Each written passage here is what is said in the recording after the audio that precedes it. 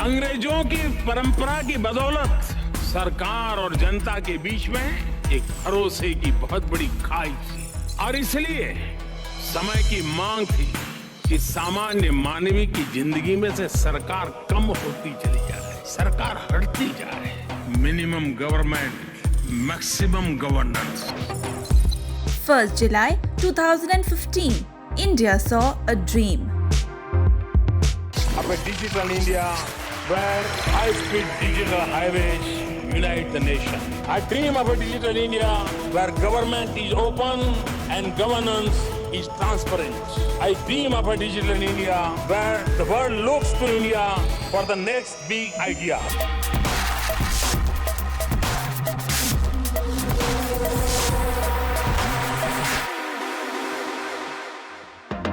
Patchy internet connections, outdated technology in classrooms, government offices that work mostly with pen and paper. Despite a healthy economy, Germany lags behind when it comes to bringing its industry and public sector into the digital age. For a long time, Germany has been known as a powerhouse of engineering. But over the last 2 decades, as the internet became a mass phenomenon, a lack of both investment and technology specialists have hampered the digital transformation. This has made Europe's richest country increasingly dependent on hardware and software from abroad, and that is a problem. The German state has been incapable of transferring money to its citizens because matching bank and tax IDs takes 18 long months. In the specific instance of digital payments, this tweet from Germany that says that even today Germany takes 18 months to connect a citizen to a payment ecosystem tells you how far ahead India has progressed. That brings us to India.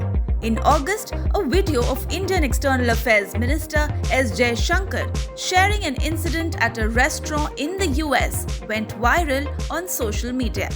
In the video, Jaishankar spoke about his visit to the United States in 2021 when travel was just reopening amid COVID restrictions. He said he went to a restaurant with his son who lives in America.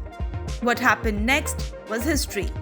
You know, I went when they opened up travel to America in 2021, and my son lives in America, and I asked him, saying, you know, we were going to a restaurant and they wanted to see our COVID certificate, vaccine certificate. So I showed them my phone. My son, from his wallet, produced a paper which was folded in thing and said, okay, this is my certificate. And you know, I looked at his paper and I asked myself, okay, you know, this is where they are and this is. In a few months, India will take over the presidency of G20 nations from Indonesia. The growing importance and affluence of India is already recognized by most countries, and this will be the perfect opportunity for India to finally lead by example. What makes this even more interesting is that this opportunity comes at a time when the government is trying to make India a $1 trillion digital economy through its 1,000-day plan. If India is to transform into a global economic superpower and knowledge economy, now is the time to rise and lead. The digital India that we have been so carefully building for nearly a decade will finally be able to take the inclusive development model to the world.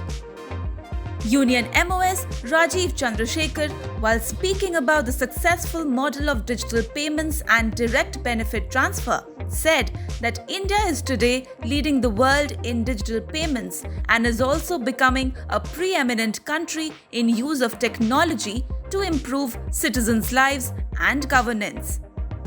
As far as digital payments are concerned, the total number of over 8,800 crore digital payment transactions were undertaken during 2021 to 2022 and nearly 3,300 crore in the current financial year up to 24th of July 2022. Meanwhile, 284 million digital transactions are happening every day. But nothing happens overnight. Let's go back 8 years ago.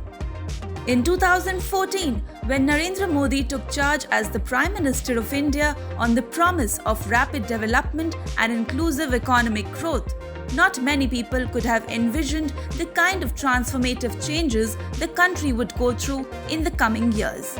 8 years on, the Prime Minister recently launched the Digital India Week 2022 in Gujarat, launching new digital initiatives and celebrating the success of initiatives started earlier.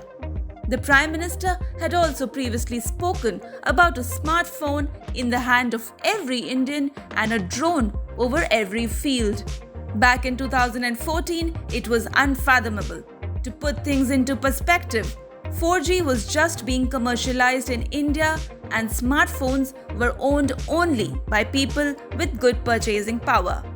7 years ago, the Honorable Prime Minister, when he rolled out Digital India, said that technology, his first objective and the most important objective was that technology will transform the lives of common Indian citizens. The Jan Dhan Yojana, the direct benefit transfer, the Aadhaar identity authentication platform, all of this ecosystem that he built has created a vibrant digital payments ecosystem and has transformed the old narrative that when 100 rupees leaves Delhi, 15 rupees reaches the beneficiary.